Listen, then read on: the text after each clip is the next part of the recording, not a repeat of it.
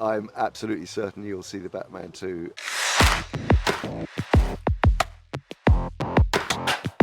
Since you are the absolute king of Mocap, motion capture acting, and since Academy Award introduced the award for stunts, do you believe it's time to really have an Academy Award also for mocap performances? I have never thought that it should be a separate category, because for me, acting is acting, and whether it's in a costume and makeup or prosthetic makeup or whatever, the difference between pure animation and performance capture is that the role is authored by the actor.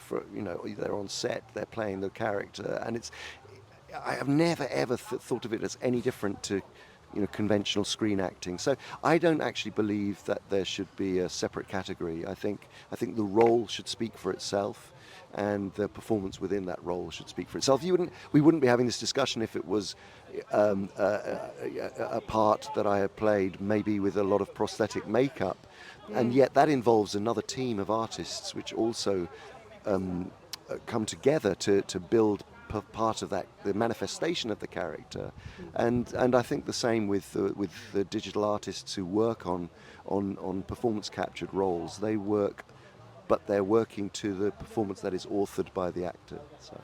And you were in one of the best TV shows of these last few years, which is Andor.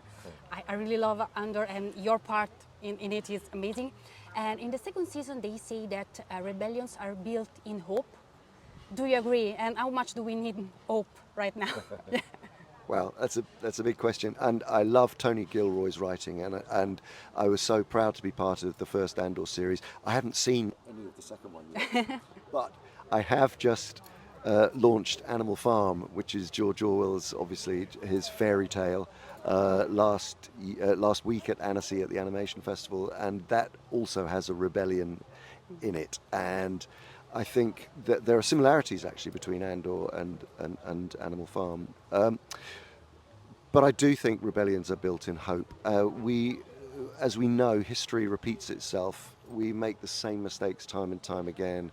We can only change that by having hope and thinking that the next time round, the next time we try and construct a way of living, it is built on principles that are about liberty and equality and all the things that we know and cherish to be true, but have somehow in the last few years been eroded alongside truth. And that is the first thing that needs to be restored. So I would say, yes, rebellions should also be based on truth.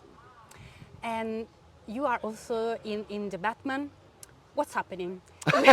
Yeah, because we will ever see the Batman 2 or not? I'm absolutely certain you'll see the Batman too. I know that the script is being finished at the moment.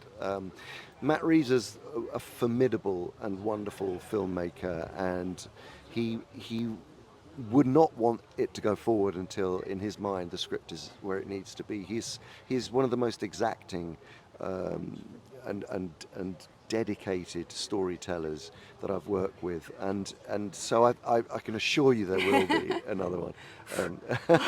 It's amazing to know that. And you will also direct the hunt for Gollum. And what's more exciting to you, to direct or to reprise your iconic role? Yeah. Both, really. I'm really looking forward to going back to New Zealand to work with the team that I love working with and have done for many years. We have such a shorthand and a way of working with each other, and I'm really excited about the prospect of this new film because it will feel very much like it is part of the world that everyone knows, but there are some very surprising new elements to it, and to investigate the psychology of Gollum further within that is going to be very exciting, and to be able to helm the film at the same time and to shape it is very exciting with a team who I've already got a great relationship with. And since you know him better than anyone, do you know that everybody wants to be maybe Gandalf or Legolas or Galadriel, but inside us we all know that we all are Gollum. So do you believe that is the secret of his success because he's the most human in all the story? I think Gollum has touched a lot of people because he is flawed, and we all know that deep down we have our own flaws, whatever they may be. But that he is, and Tolkien really on the spectrum of the characters that he wrote for those books. Gollum is most definitely one of the most complex in terms of his emotional makeup, his psychological makeup, and the journey that he goes on is so immense.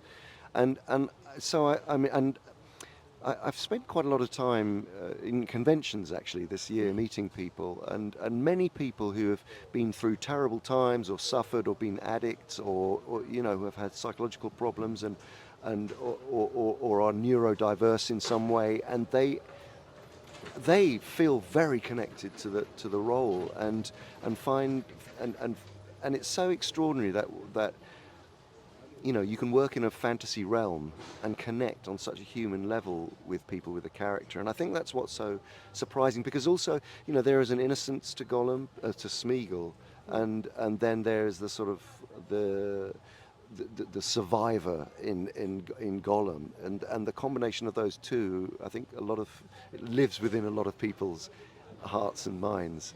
And speaking about that, how did you find the two different characters inside of you? And I'm curious, many years after the first time you played them, who's got the biggest place in your heart, Smeagol or Gollum? Yeah. Well, it's interesting because, Smeagol on the one hand is does have an innocence, but with that there is also his ability to become more passive aggressive, and Gollum, although he's tougher and more visceral and guttural and the survivor, he can also he at least where you are with him because he's direct. So I think I'd say I've got both of them in equal measures in me, if I'm being truthful. Yeah. And just a curiosity, do you still eat potatoes? Because he ate potatoes. No? I love potatoes. I love potatoes. But yes, no, it's not his favourite thing. Thank you so much. Thank you. Pleasure.